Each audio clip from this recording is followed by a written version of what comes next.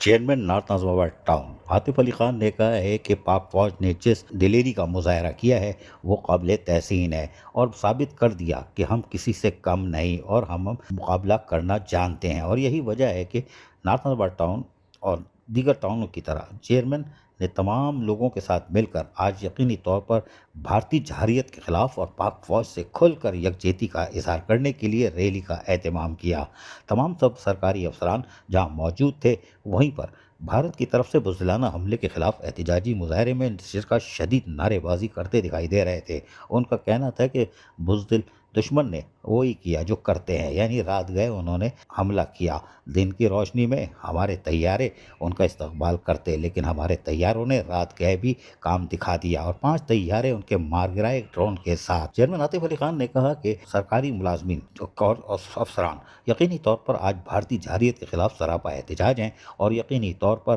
ابتدار ملازمین پاک فوج کے ساتھ یکجہتی کا اظہار کرتے ہیں اور دشمن کے سامنے سیسا پلائی دیوار کے تحت 25 کروڑ عوام آج متحد ہے اور اس عوام کو شکست دینا یقینی طور پر ممکن نہیں۔ عزیز عارف KBS بلدیاتی نیوز کراچی۔ ایسی خوبصورت ویڈیوز فیوچر میں حاصل کرنے کے لیے ریڈ بٹن پر کلک کر کے اور بیل آئیکن کو پریس کر کے ہم سب کے سبسکرائبر بننا مت بھولیے۔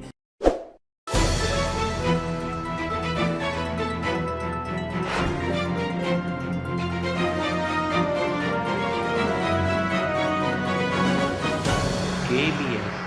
بلدیاتی نیوز۔